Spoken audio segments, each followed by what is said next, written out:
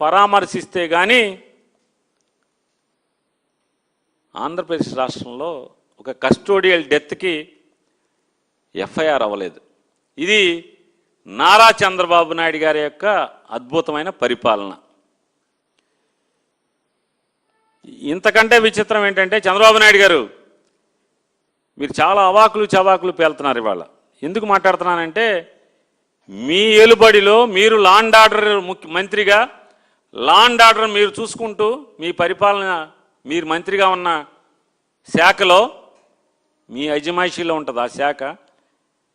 మీ దగ్గర ఒక పోలీస్ స్టేషన్లో కస్టోడియల్ డెత్ చేయటమే కాకుండా శవాన్ని కూడా మాయం చేసి, శవం ఏమైందో కూడా ఇంతవరకు పోలీసు చెప్పలేని స్థితిలో, మీ ఐజీ గారు చెప్పలేరు, మీ ఇద్దరు ఎస్పీలు చెప్పలేరు, మీ అడిషనల్ ఎస్పీ అడ్మిన్ గారు చెప్పలేరు, మీ సిట్ చెప్పలేదు.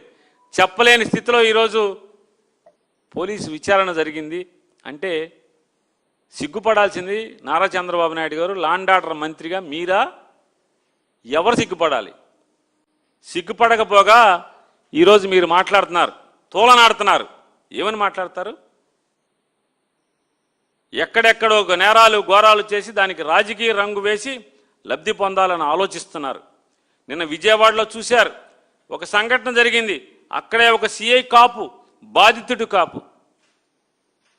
అరే, లజ్జ కూడా లేకుండా మాట్లాడుతున్నారు.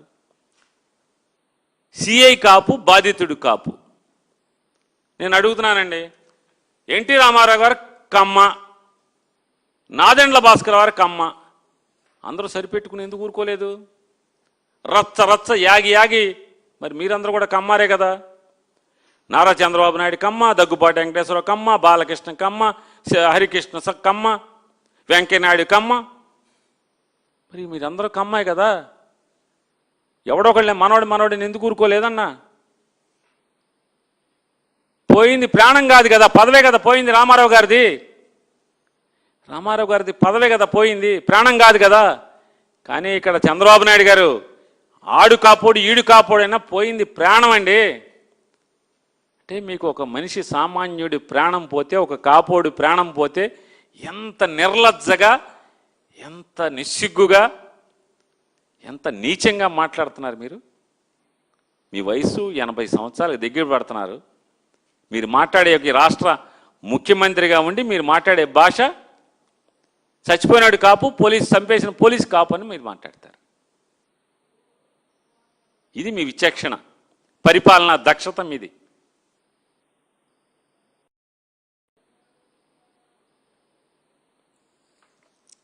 మీ విఘ్నతకు వదిలేస్తున్నా.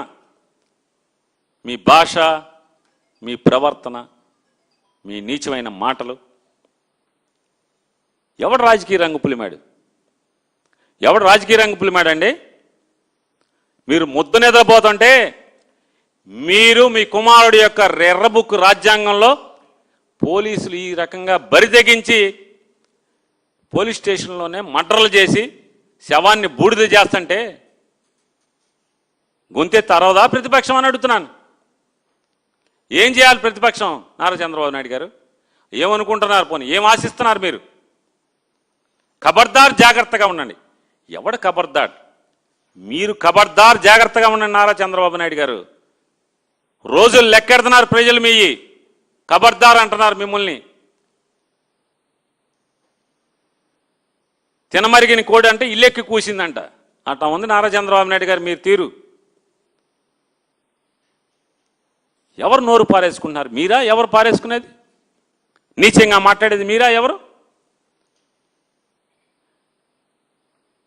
ఏమంటాడు? ఈరోజు కూడా చూసా, వంగి వంగి దండాలు పెడుతున్నాడు దేవాలయాలకు పోయి జగన్మోహన్ రెడ్డి గారి గురించి. నువ్వెన్ని దండాలు పెట్టినా ఎవరైనా సరే దేవుడి మీద నమ్మకం ఉండే ఏ వ్యక్తి నీకు ఏ పార్టీ సహకరించరు. జగన్మోహన్ రెడ్డి గారు దేవుడికి వంగి వంగి దండాలు పెడుతున్నాడు. తప్పే ఉంది? అసలు మీరు మామూలుగా మోడీకి వంగి వంగి దండాలు పెడుతున్నారు కదా. మనిషి కదా మోడీ గారు. మోడీ గారు మనిషి, నీకన్నా వయసులో చిన్నవాడు, అనుభవంలో చిన్నవాడు అని మీరే చెప్పారు. మోడీ గారికి వంగి వంగి దండాలు పెడితే మీకు సిగ్గు లేనప్పుడు దేవుడికి దండం పెడతాకి జగన్ గారి సిగ్గు ఎందుకు ఉండాలి? ఎందుకు ఉండాలి చంద్రబాబు నాయుడు గారు? నిస్సిగ్గుగా, నిర్లజ్జగా నువ్వు క్రిస్టియన్వి, హిందువు దూకుడికి ఎందుకు? మరి మీరెందుకు వెళ్తున్నారు? నెత్తి మీద టోపీ పెట్టుకుని నమాజ్ ఎందుకు చేస్తున్నారు? ఎందుకు వెళ్తున్నారు? పైన క్రిస్మస్ తాత కోటేసుకుని చర్చిలకి ఎందుకు వెళ్ళి వాక్యం చదువుతున్నారు? యేసు ప్రభు వాక్యం చదువుతున్నారు, మీరు బైబిల్ వాక్యం చదువుతున్నారు. మరి మీకు అప్పుడు సిగ్గుందా, సిగ్గు లేదా చంద్రబాబు నాయుడు గారు? ఏమనాలి మిమ్మల్ని? మీరు వంగి వంగి దండాలు పెడతారు కదా పాస్టర్లకి, ఏమనాలి అప్పుడు మిమ్మల్ని? వయసు వచ్చిన కాడి నుంచి మీకు వివరం పోయి, విచక్షణ పోయి, విఘ్నత పోయి, కేవలం అధికారమే పరమావధిగా బతకటం ఏంటి? ఎవరికి ఉపయోగం అని అడుగుతున్నాను. చంద్రబాబు నాయుడు గారు చెప్పండి సార్, మీరు ఎవరికి ఉపయోగం? ఈ రకమైన ముఖ్యమంత్రి మాకు ఉండటం మా దౌర్భాగ్యం కాదా అని అడుగుతున్నాను. మీరు సిగ్గుపడకపోగా మీరు చేసిన పనికి మీ ఏలుబడిలో మనిషిని చంపేసి రౌడీ షీటర్ అంటారు. ఏ రౌడీ షీటర్ అయితే చంపేస్తారా? రౌడీ షీటర్ అయితే చంపుతారా అంటున్నా. ఊరేయించండి, ఊరేయించమని అడుగుతున్నాను. చేత కాదా మీకు? ఈ విచారణ ఇవాళ ఎంత డొల్ల విచారణ అంటే, ఇవాళ జరిగినటువంటి నారా చంద్రబాబు నాయుడు గారి ప్రభుత్వం చే నియమించబడినటువంటి ఒక ఐజీ గారి నేతృత్వంలో 2 ఎస్పీలు, ఒక అడిషనల్ ఎస్పీ గారు, ఈ 4 నేతృత్వంలో నడిచినటువంటి ఈ సిట్టు ఎంత డొల్ల, ఎంత దారుణమైనటువంటి ఇన్వెస్టిగేషన్ అంటే, ఆఖరికి ఒక హోంగార్డ్కి స్వేచ్ఛ ఇచ్చి నువ్వు ఇన్వెస్టిగేషన్ చేయమంటే ఆ హోంగార్డ్ కూడా ఇంత అసహ్యంగా చేయడు. ఎవడో కూడా.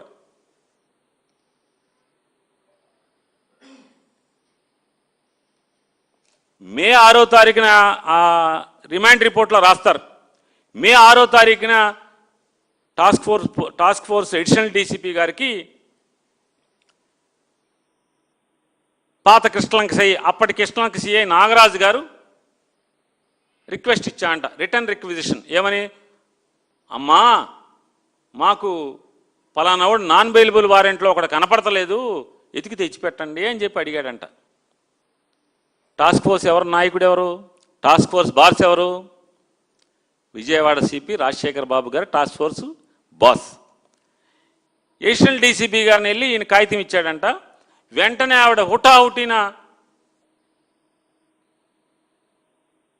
ఒక టాస్క్ ఫోర్స్ సబ్ ఇన్స్పెక్టర్ గారిని, 2 కానిస్టేబుల్స్ని, స్టేషన్ కానిస్టేబుల్ ఎవరైతే వారెంట్ సర్వ్ చేయాల్సినటువంటి కోర్టు కానిస్టేబుల్ ఉంటాడో, వీళ్ళ 4గురిని ఇచ్చి మార్కాపురం వెళ్ళి ఆయన్ని పట్టుకోండి అన్నారంట. వెంటనే పట్టుకోండి అనగానే వీళ్ళకి పట్టేసుకున్నారు. వెంటనే ఇన్ఫర్మేషన్ దొరికేసింది, మార్కాపురంలో ఉన్నాడన్నారు. తెల్లారుజామున వెళ్ళి మార్కాపురంలో అతన్ని ఎత్తుకొచ్చేశారు. మార్కాపురం నుంచి తీసుకొచ్చారు.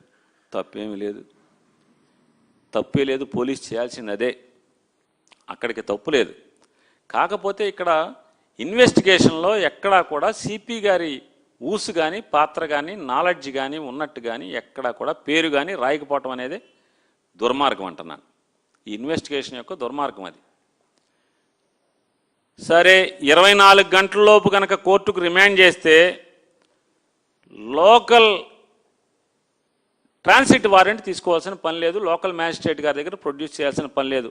ఎందుకంటే 24 గంటల దూరం జర్నీ ఉంటే కనుక ఖచ్చితంగా సుప్రీంకోర్టు లేకపోతే ఏపీ పోలీస్ మాన్యువల్ ఇవన్నిటి ప్రకారం ఖచ్చితంగా అక్కడ ఉన్నటువంటి స్థానిక మ్యాజిస్ట్రేట్ గారి దగ్గర ప్రొడ్యూస్ చేసి ట్రాన్సిట్ వారెంట్ తీసుకుని తెచ్చుకోవాలి. ఎందుకని 24 గంటలలోపు ముద్దాయిని అరెస్ట్ చేసిన 24 గంటలలోపు సేమ్ స్టేట్ కాబట్టి తీసుకొచ్చి కోర్టులో ప్రొడ్యూస్ చేయాలి. ఎందుకు వెళ్ళారు అక్కడికి? టాస్క్ ఫోర్సును స్టేషన్ కృష్ణలంక పోలీస్ స్టేషన్ యొక్క కోర్టు కానిస్టేబుల్ కలిసి ఎందుకు వెళ్ళారు? సిఐ గారి ఆదేశాల మేరకు, సిఐ గారి కోరిక మేరకు ఎందుకు వెళ్ళారు?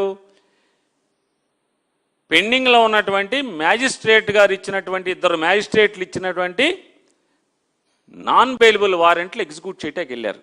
అంటే ఏంటి? మ్యాజిస్ట్రేట్ వారి అంటే కోర్టు వారి ఆదేశాల ప్రకారం దాన్ని ఎగ్జిక్యూట్ చేయటానికి వెళ్ళారు. కోర్టు ఆదేశాలు ఏమిచ్చింది? వాడిని ఎత్తుకొచ్చి నా ముందు పెట్టండి అని చెప్పింది.